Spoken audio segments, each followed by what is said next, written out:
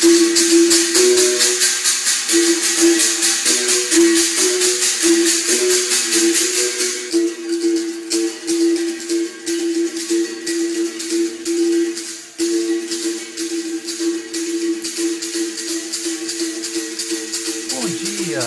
tarde, boa noite.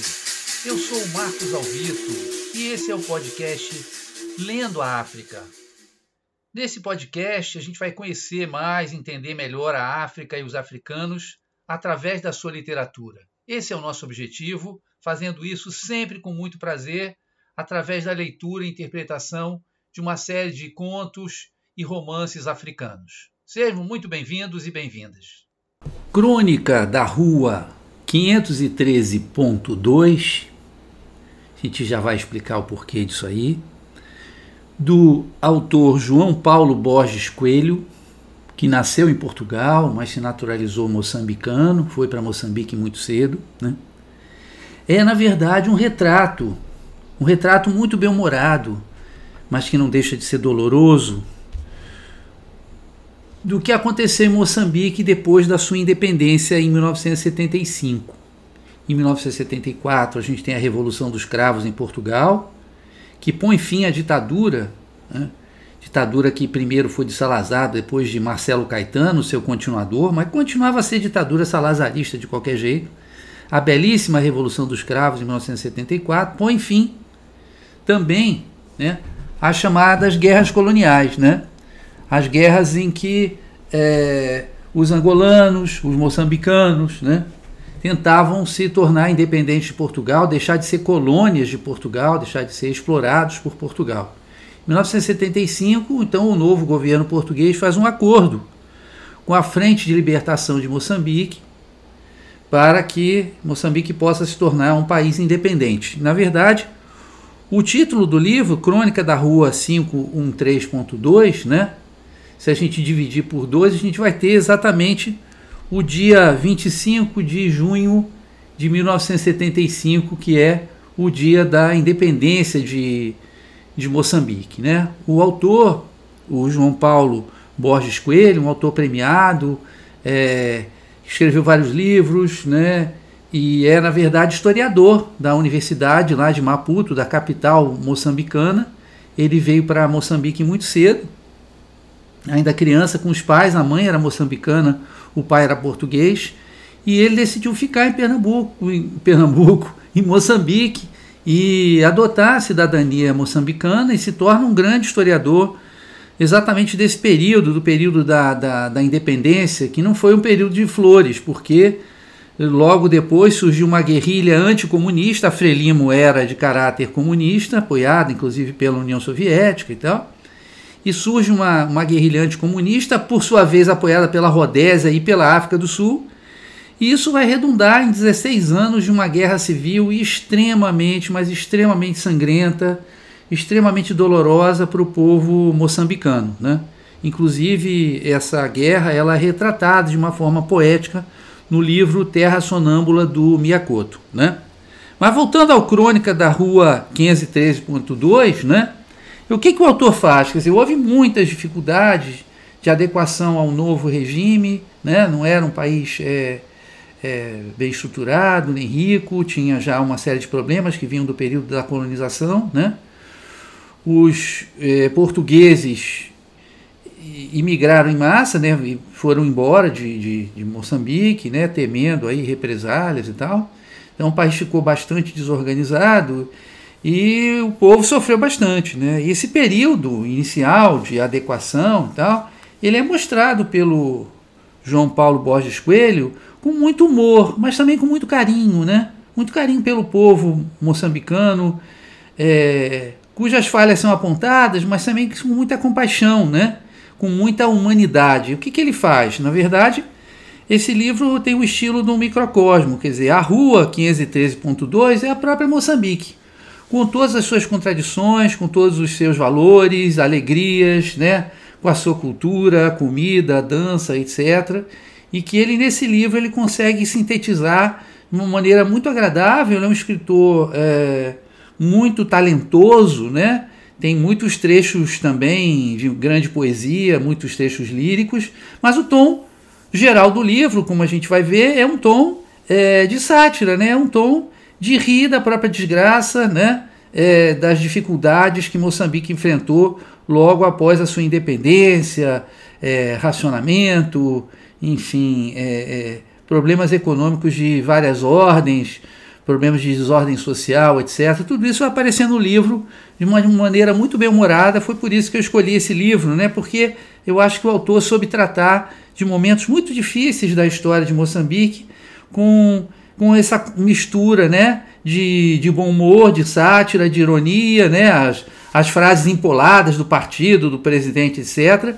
Mas também com muita compaixão, com muito amor pelo povo moçambicano e até amor digamos assim, pelos ideais, que se eles não foram cumpridos, de qualquer maneira, né, foi interessante que eles tivessem surgido. Então, esse é o livro Crônica da Rua 513.2 e, como sempre, a gente vai passar agora a leitura de um trecho inicial do livro, ok?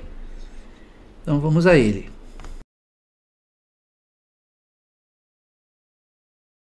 Bom, vamos agora à leitura do trecho inicial que está no capítulo 1, intitulado Prólogo, sobre os nomes e a rua, em que ele vai caracterizar essa rua 513.2, né? Falando agora das mudanças que se operaram em Moçambique depois da independência com o fim do domínio colonial português. Não mais o complexo sistema de fardas que cada um era obrigado a usar em público, para que publicamente se soubesse em que escalão servia, diz a primeira vaga ao passar. Não mais as identificações minuciosas, como inteiros dicionários, A de aldrabão, B de burro, C de camponês e de chibalo e de conspirador, D de dissimulado, E de estúpido e por aí afora, até o P de preto e preguiçoso. Não mais extensos números para identificar cidadãos como se estes fossem prisioneiros, em cadernetas com tal densidade de texto que acabavam inevitavelmente por se contradizer, e a contradição levava à suspeita e a suspeita à prisão. Não mais andarmos de noite cosidos aos muros brancos de luar, culpadas sombras tropeçando em fardas negras e fálicos chambocos, excitando cães escuros e peludos de olhos brilhantes como holofotes e dentes que feriam como navalhas.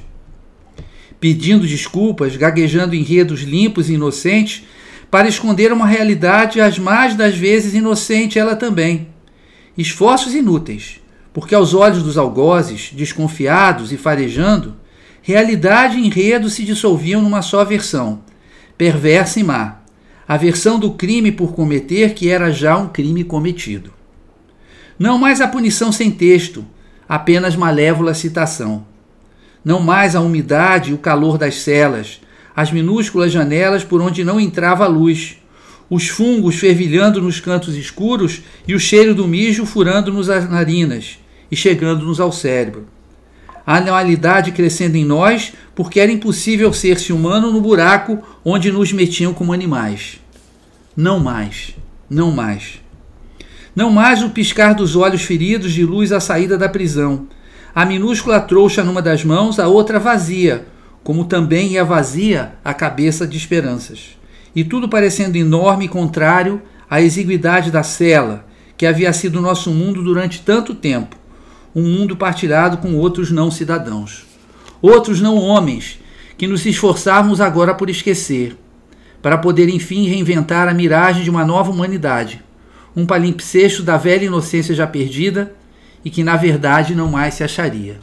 Então vocês veem que é um trecho, esse trecho é bastante duro, né? Mas mostra toda a estratégia de controle do domínio português, né? Que ia desde a classificação dos cidadãos, né? Em classes diferentes, até a prisão, né? Daqueles que eles consideravam suspeitos, sem falar aqueles que se envolviam nos movimentos de tentativa de libertação de Moçambique, tá? Bom, agora eu vou passar para a resenha do livro, né? E depois da resenha do livro a gente tem a leitura de um trecho final, tá bom? Então vamos lá para a resenha. Bom, antes de ler a resenha, que eu escrevi inclusive para o jornal Rascunho, que eu vou ler literalmente, né? É interessante ouvir o próprio autor, o que o próprio autor disse sobre o livro Crônica da Rua 513.2, que é o 5º livro dele. Ele vai dizer o seguinte: essa rua é, portanto, a minha rua, e simultaneamente todas as ruas da cidade nessa altura. Esse livro é um balanço de um certo passado, nem positivo nem negativo.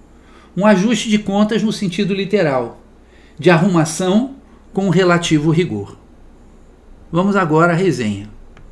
Podemos tomar a literatura como uma brincadeira ou um jogo, mas um jogo no qual o leitor terá primeiro que descobrir como brincar.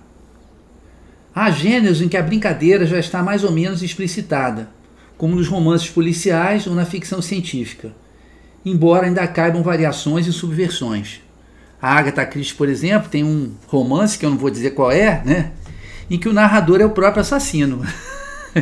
É espetacular, é um drible incrível no leitor e leitora. Nos romances em geral, o autor que não quer brincar sozinho tem que fornecer pista, ele tem que dizer como é que ele vai brincar naquele livro, né? Às vezes até mesmo um manual de instruções, ou um mapa de como ler os capítulos, como faz Júlio Cortázar em O Jogo da Amarelinha. Na verdade, ele dá vários mapas, ele dá várias possibilidades de leitura, dando o número dos capítulos, você vai de 37 para o 64, depois você volta, etc. No caso da crônica da Rua 513.2, do historiador moçambicano João Paulo de Borges Coelho, o título já diz muita coisa. Dividindo 513 por 2, teremos 256,5, o que seria uma referência à data de independência do país, 25/6/75. Segundo Nazir Ahmed Khan, e um breve estudo inserido no volume, né? Quer dizer, o estudozinho, pequeno estudo que antecede o volume, mas muito interessante. E o uso de crônica no título é reforçado por uma epígrafe retirada de Um Homem Sem Qualidade, de Robert Musil, que diz assim: até os pequenos atos da vida cotidiana, na sua soma social e pela faculdade que têm de poderem ser somados, produzem infinitamente mais energia do que os atos heróicos. Quer dizer, vale mais a pena examinar a vida das pessoas assim ditas comuns, né, no seu dia a dia, que é o que aparece no livro. Sendo assim, o que temos é a vida de homens e mulheres comuns durante os primeiros tempos da Revolução, levada a cabo pela Frente de Libertação de Moçambique, a Frelimo. A Rua 513.2 é um microcosmo dos dilemas enfrentados pela população, um caleidoscópio de pequenas vidas. Os personagens, embora não sejam caricaturais, representam posições sociais específicas, como Basílio Costa, português branco que decide ficar apesar da partida da mulher. A mulher, a sul-africana, loura, bonita, que vai embora, e que trabalha como despachante no porto. Ao diligente neurótico Francisco Filimone Tembe, preto, assim aparece no texto, secretário do partido, meio que por acaso, um cão de guarda que vigia tudo e todos. Antes morava em um bairro popular e se mudou para a rua perto do mar como pagamento por sua fidelidade política. Valgi, por sua vez, é um comerciante indiano de produtos importados. O professor universitário Dr. Pestana, que sempre tentou se manter neutro, não aguenta as perseguições de Filimone e vai embora. Não sem antes deixar uma armadilha preparada em sua casa. A casa dele explode, ele sabe que o Filimone está de olho na casa dele. Quando o Filimone entra, a casa explode, arrebenta todos os canos d'água, vira uma ruína. Que é uma metáfora também do que fizeram, de certa maneira, as autoridades portuguesas, né? Não deixaram pedra sobre pedra para Moçambique se reerguer, né? O mulato Zeca Ferraz é mecânico de automóveis. Sua mulher, Guilhermina, é uma liderança na igreja e na cooperativa de costureiras. A filha dos dois, Beatriz, é a bonitona da rua. Recém-chegados no interior do país, temos os organizados e disciplinados Teles Nhantumbo, bancário, e Alice, professora. A família de Josafa e Antonieta Mibeve consegue se mudar de um barraco de madeira e zinco cercado por um charco imundo onde pululavam mosquitos para uma casa na rua. Então vocês estão vendo que são posições sociais, né? O pessoal que vem do interior, o pessoal que vem de um bairro pobre, que morava num barraco, né? Graças à interferência do primo Antoninho, subornado com algumas caixas de cerveja, surrupiadas da fábrica onde Josafá trabalha. Então já começa a mostrar a questão da corrupção, né? Já que o Estado manda em tudo, né, o jeito é subornar os funcionários do Estado. Tito Nhanrelunga veio do interior cheio de sonhos, e ao se juntar com Judite, mulher mais velha, com 2 filhos, vai conseguir se estabelecer numa casa semidestruída, exatamente a casa lá do professor universitário Dr. Pestana. Foi oferecida pelo secretário Filimone, encantado com os deliciosos bolinhos de feijão que ela frita para manter a família. Alberto Pedrosa, que fecha esta nossa apresentação dos personagens principais, também viera do interior, mas conseguira alcançar importante cargo de diretor provisório de uma empresa estatal que tem na laranja seu produto principal. Leva uma vida sofisticada, consumindo produtos importados. É perfume importado, só fuma Marlboro, né, etc. Agora vem o item fantasmas. Para tornar a brincadeira do João Paulo Borges Coelho mais interessante, ele acrescenta fantasmas, ou seja, os antigos residentes que perturbam a paz dos atuais moradores. Filimone, o secretário do partido, tem em seus calcanhares o inspetor Monteiro, da nefanda PIDE, a violenta polícia política portuguesa encarregada de impedir a revolução nos países coloniais e também de fazer a repressão, né, característica da ditadura em Portugal. Monteiro não tem lá muita moral, porque antes da independência já fugira para a África do Sul com a mulher. Quer dizer, o Monteiro, esse que é o da PIDE. Mas nem por isso, aí ele aparece como fantasma. Nem por isso deixa de azucrinar Filimone, que é o secretário do partido, sempre que pode, até porque entende do ofício. A família Mibeve, por sua vez, tem que conviver com o fantasma de Arminda de Souza, velha prostituta branca reformada, obrigada a mudar-se para um subúrbio à medida em que seus atrativos e seus clientes diminuem. Ela também é um fantasma, ela já morreu, né? Mas ela tinha sido prostituta e morado no bairro antes. Nesse caso, até temos uma boa relação entre ela e Antonieta, sendo pelo menos tolerada pelo bonacheirão Josafa. E todo mundo vê os fantasmas, tá? Não só as pessoas em cuja casa a antiga casa eles moram, mas as outras pessoas também vêm. O Dr. Pestana, repetindo seu padrão de neutralidade acadêmica, não aparece para Tito e Judite em Arrelunga, mas não se furta ao despeito ao ver pessoas provenientes de uma classe mais humilde ocuparem o que sobrou de sua antiga casa, chamando-os de usurpadores. Quer dizer, ele sequer permite que ser visto, né? Mas continua a condená-los. Acho que já temos o suficiente para proceder a uma avaliação crítica da brincadeira proposta por João Paulo Borges Coelho em seu livro. Brincadeira entre aspas, que é um livro muito bem escrito, muito bem estruturado, com uma proposta muito clara que é bem realizada. Antes é preciso dizer que o narrador em terceira pessoa, aqui e ali, aparece também como um morador da rua, ou seja, como alguém que também passou por aquela experiência, que também viveu os primeiros tempos da Revolução Moçambicana, como é o caso do autor. A obra, como consta do título, é uma crônica. Publicada em 2006, 30 anos, mais do que 30 anos, né, depois da independência, funciona como um balanço ficcional da Revolução. Aliás, né, a independência de 75, a obra de 2006, então 31 anos. O autor é um excelente cronista dos inúmeros problemas encarnados nas agruras cotidianas dos seus personagens. Agora vamos para o item Falhas da Revolução. Antes de mais nada, aparece o projeto político autoritário, cheio de falas grandiloquentes e vazias, devidamente satirizado sobretudo no capítulo 11, em que o presidente Samora Machel visita a rua e atribui as dificuldades aos inimigos da Revolução, a raiz má, como ele diz. Em segundo lugar, mas talvez mais importante, está a absoluta incompetência econômica, que não resolve e até agrava as dificuldades materiais do povo, obrigando a uma política de racionamento. E por fim, o reflexo das questões anteriores, o toma lá da cá, a corrupção, a busca de brechas no sistema para enriquecer ou simplesmente conseguir sobreviver. É o caso de Alberto Pedrosa, vivendo como um nababo, graças às possibilidades que são abertas por sua posição de diretor de uma empresa estatal.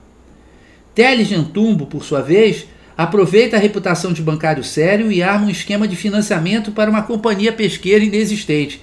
Parece até um certo país da América do Sul com as emendas do orçamento.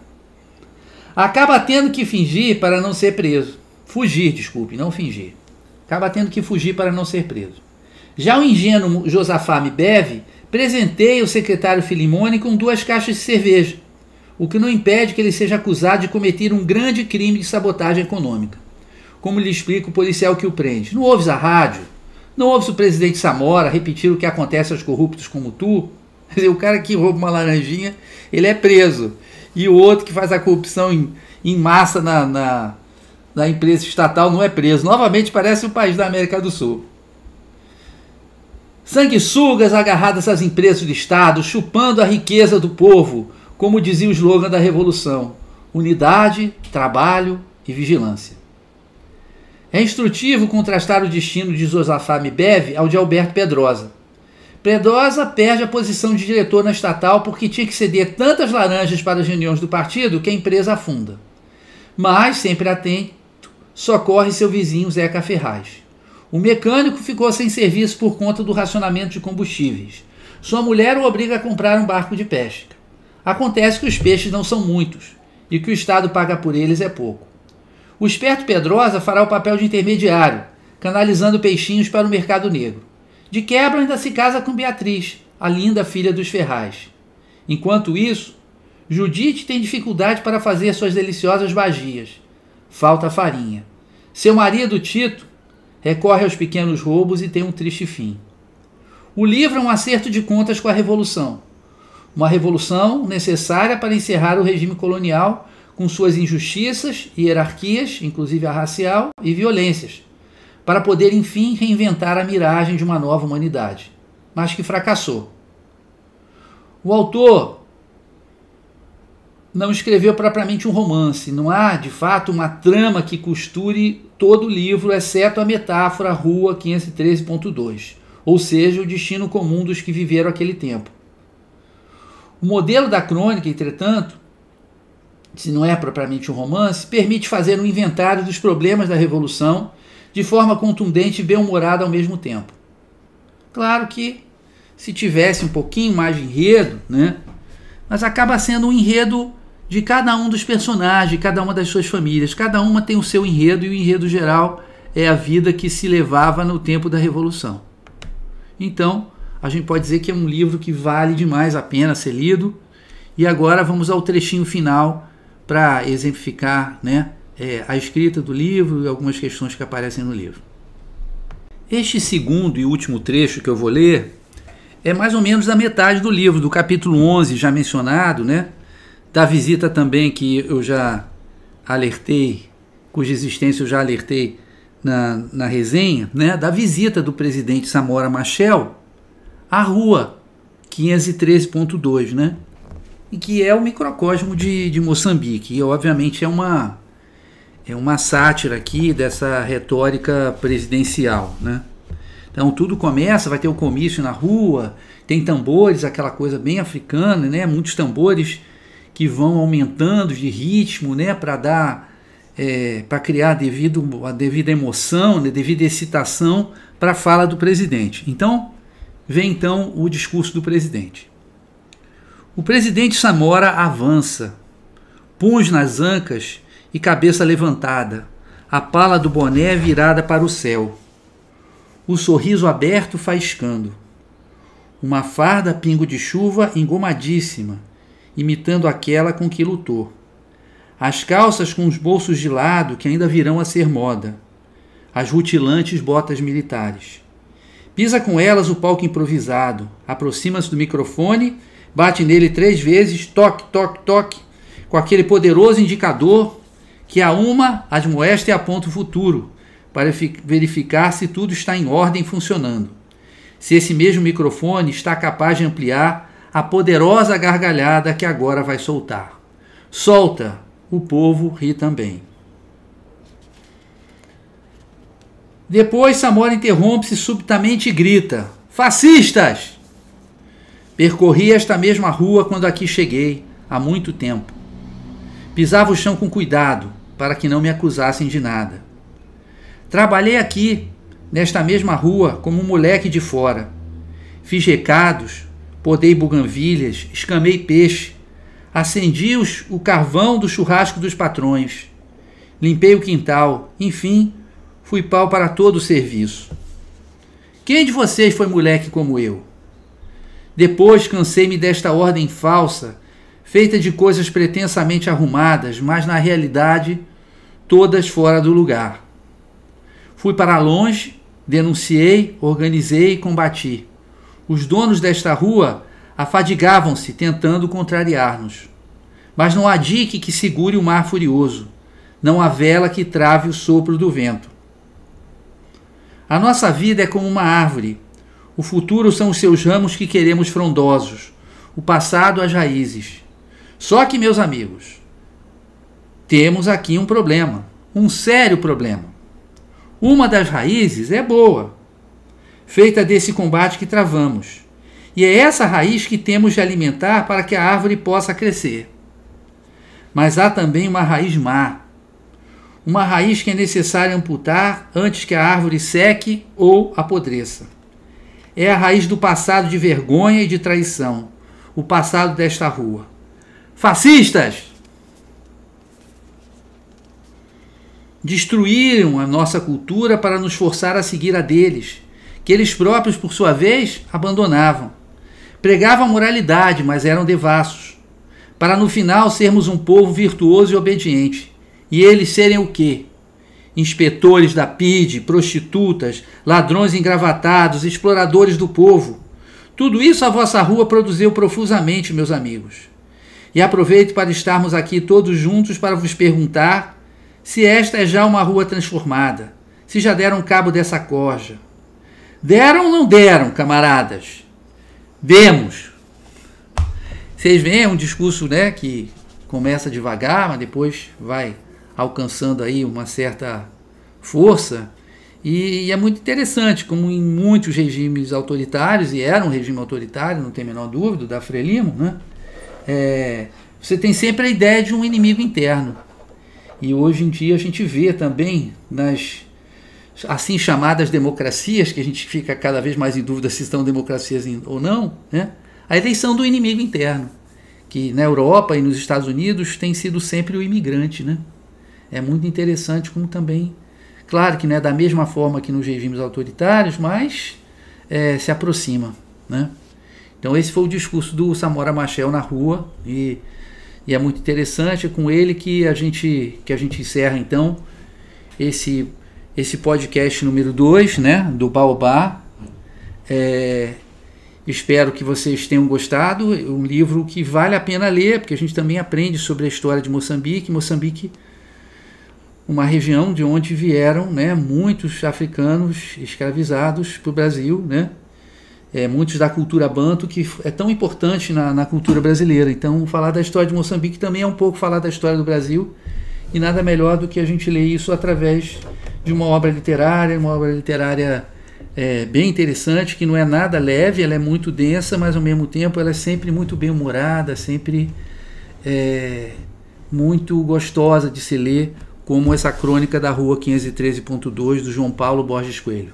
É isso, pessoal. Na próximo episódio do podcast, a gente já teve em Angola, a gente passou para Moçambique, aliás, a gente esteve na Nigéria, passou para Moçambique, e agora a gente vai para a África do Sul no episódio 3.